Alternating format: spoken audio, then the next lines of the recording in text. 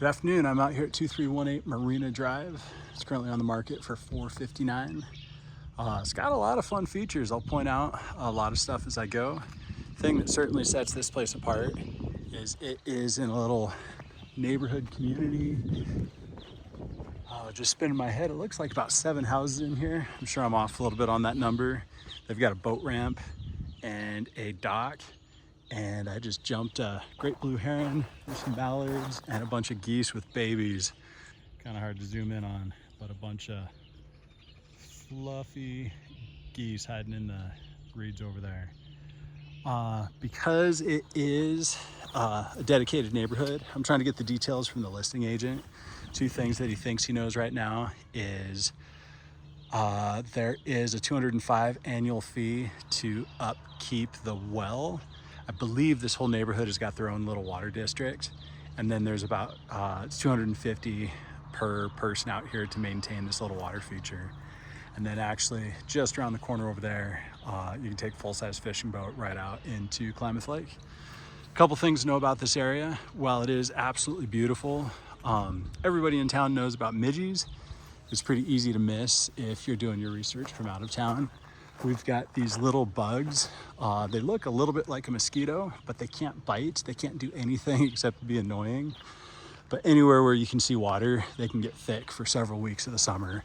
So I used to live a little bit closer to the lake, and for several weeks we just have all the exterior lights out because they can come in clouds. Yeah, don't want out-of-town people just to be oblivious and totally miss that. We'll do the run through real quick here.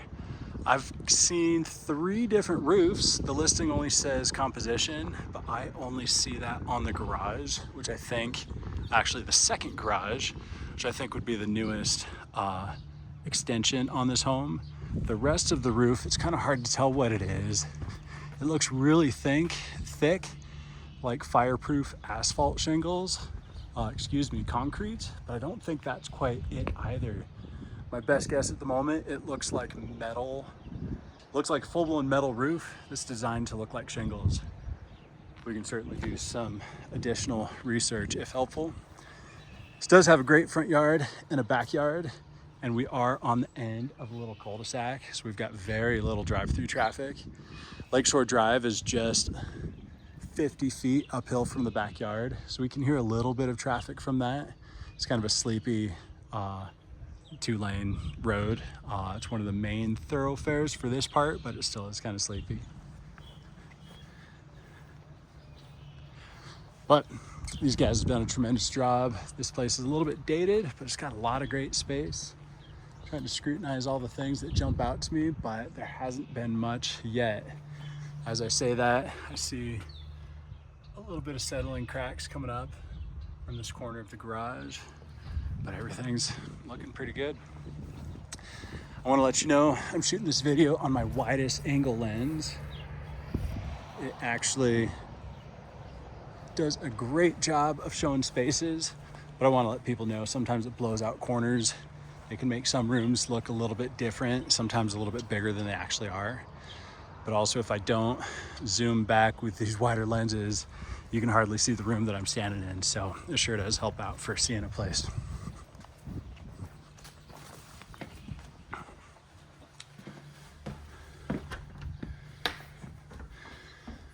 We've got most of our living space on the main level, most of our bedrooms upstairs. It's got an intersection, living room, stairs, through the kitchen, bathroom, and running over the garage. So good sized living room. Listing broker was saying this whole thing's a little bit dated, which is true. I'm seeing the carpet is a little bit tired. A little bit of discoloration on all the corners. But it's intact. Feels good. I'm not smelling awful pet smells or anything else. But definitely, as you can see, the pink and other things, it's been a well-loved carpet. This is just off the kitchen, so I think we're looking at our dining room. It's got some good space. A A little bit of wallpaper on this side that shows its age just a little bit, but all in all, not too bad. Some old accordion doors. Brings over to the kitchen.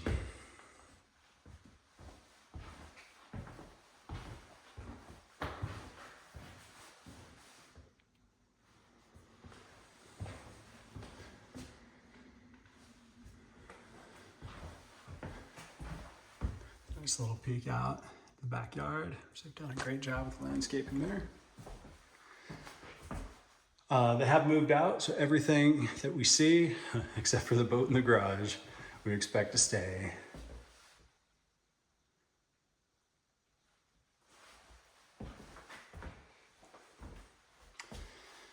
So that stove and cooktop look newer. It looks like it's got a really old griddle with a little bit of a vent right there that's still in place. And we've got understair storage that they've got set up as a little Harry Potter bedroom under the staircase, but they've got it set up as their pantry. We've got the pass-through, little bar seating. I think behind me was the living room, so this just looks like a bonus living room space. Maybe with that fireplace, we can call it a den. In Oregon, we always have to have a conversation about wood stoves that look like this. They will let you keep a wood stove for as long as you live at a place, but they enforce emissions on wood stoves once we get to the point of sale. So we've got one of two options. First is if this is to stay, the owner's got to show us that that is in fact has certified emissions. And if it doesn't, it's got to be removed and destroyed. There's paperwork that puts that burden either on the buyer or the seller, but we've got to either verify or get it out of here, which is a shame because most of those are indestructible and they do a really good job. But yeah, a new work of stuff up here in Oregon that I don't want people to miss from a distance also.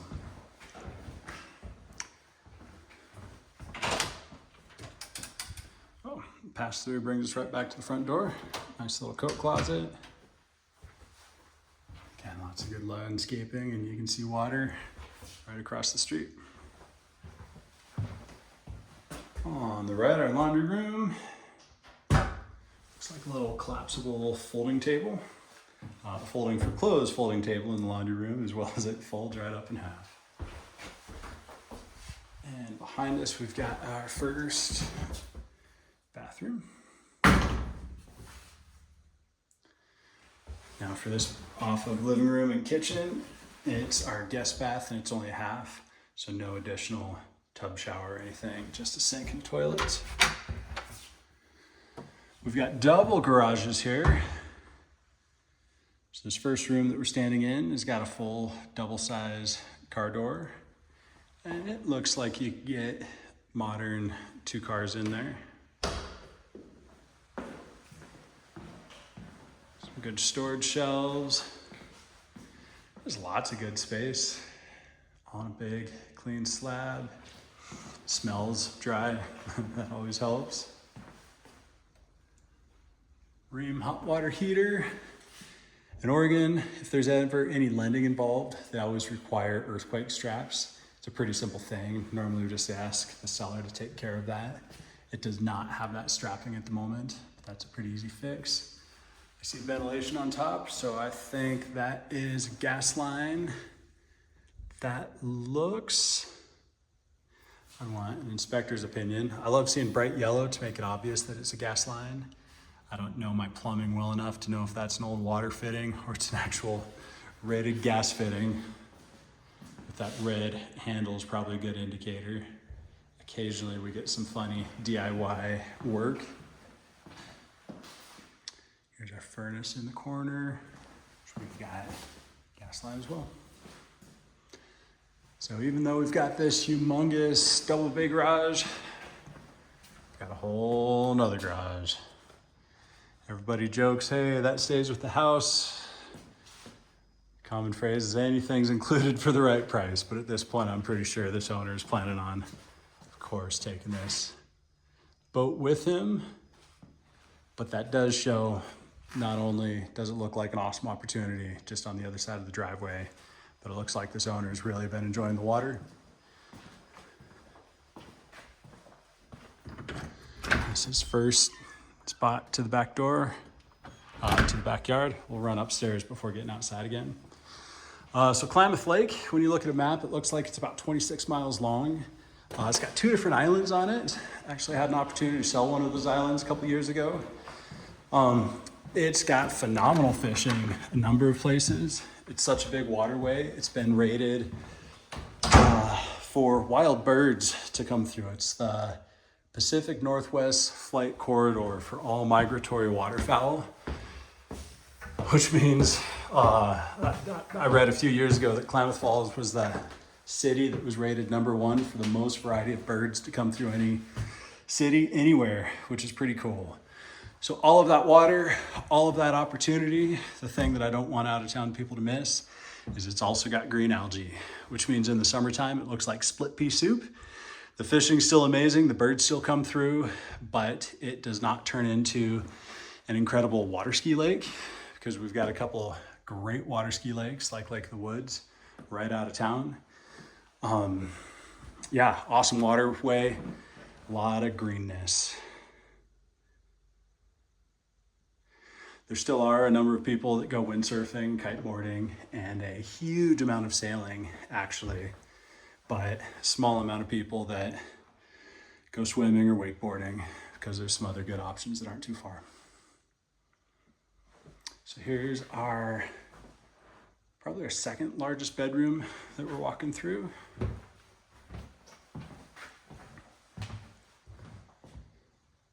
Actually, this is a good sized bedroom also, a little bit longer and skinnier than that last one.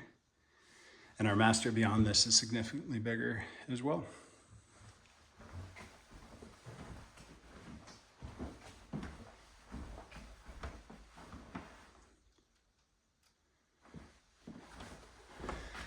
So if you enjoy fishing, we got one more light here. There's good fishing on Klamath Lake. There's also a number of crystal clear spring-fed rivers that funnel into the north end of Klamath. There's the Wood River and Spring Creek and the Sprague. And where that clear water drops into Klamath Lake, the trout are landlocked, or at least have been for years and years. Some of the dams are trying to change that recently. But the trout being landlocked, they've never been able to make it to saltwater before, but they move between the cold water of the creeks and the warmer water of the lake, and it's like they turn into steelhead. They just turn into giant monsters. Well, technically, we can't call them steelhead. I can still call them monsters. It's pretty cool. Yeah, the fishing opportunities that are out here, especially out there on the north end of the lake. With the second story, we can see right over the neighbors and get a good view of Klamath and the whole southern end of the lake there. Again, the boat ramp and still open water just beyond. So we were standing in the biggest bedroom. It's very echoey. It's got really tall lofted ceilings. With the hard floors, it just gets super echoey with all the furniture out of here. Some great space. I love that they show off some of the better views here. One more light, just a monster closet here. All kinds of space.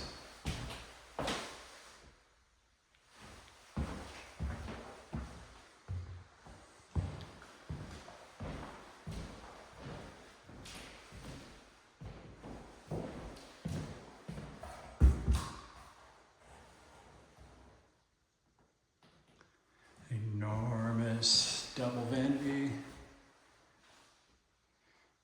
That shower is really long too. It looks probably 6, maybe 7 feet.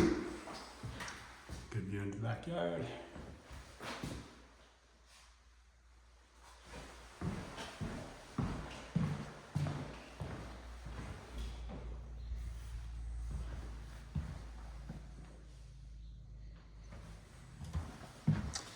So we've got 3 bedrooms, all upstairs, 3 bathrooms total, but one of those 3 is the half downstairs. Just a little bit more to explore, running out the back door.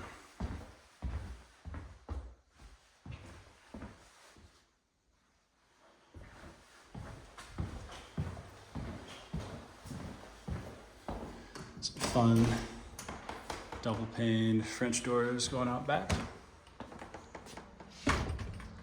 So I'll show you the backyard, but this is a good spot to see. We've got 3 different kinds of roofing. It looks like on the garage is traditional composition. Looks like most of the house has got that metal shingle. And then just under this carport, looks like we've got some old wooden shingles, which are still actually fairly common for this whole lakeshore area. Those cedar shakes last a surprisingly long time, but also nobody's been doing new cedar shakes. So anytime you see those, of course, they are pretty old. That they're technically underneath a separate roof.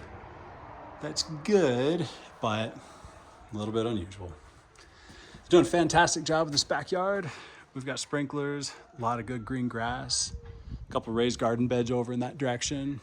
You can see we've got a steep bank going up, so we can't see lakeshore at all, but from that back fence line, it's probably 30 feet away and about 20, 30 feet straight up. We, of course, do have neighbors on both sides, although this whole place has sounded very peaceful and quiet. So far, I've not heard barking dogs or crazy music or anything like that.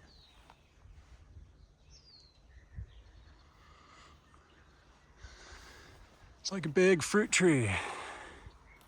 I'm not good enough today to spot with it. Almost looks like apple, but I would want to follow up, find out what's going on there.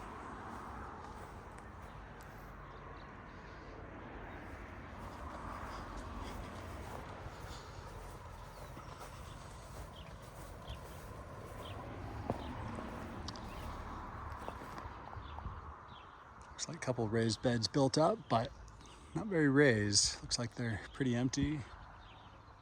Here's a corner kennel, possibly for dogs, but also I've found that nearly every person that tries growing things here in Lakeshore, there's an astonishing amount of deer out here. So having a perimeter fence, having a secondary fence, having dogs in the backyard, having some sort of effort to be able to keep things alive in the midst of a lot of deer that come through can sure be helpful. And at the moment, we've got a vacant lot next door. A few years back, I was working with the owner who was up in Alaska that was thinking about selling it at the time. Of course, with an empty lot, it may be vacant for a long time. That might change, and a little bit of consideration to know what your neighbors are gonna look like in the future. It's worth thinking about just a little bit. Well, they've done a tremendous job with this place. Despite a few things being a little bit dated, I'm seeing more dated things than tired, broken things, which is always good. A little bit quirky with that roof over there, but largely a lot of space. This place is set apart, being so close to the lake. Yeah, it's got a lot of fun stuff going for it. So if you got any questions about this or any other property in town, of course, I've got access to everything. You can always catch me by voice or text. 541-539-8916. Again, this is Jordan Sutter Home. Hope you have a good one. Bye-bye.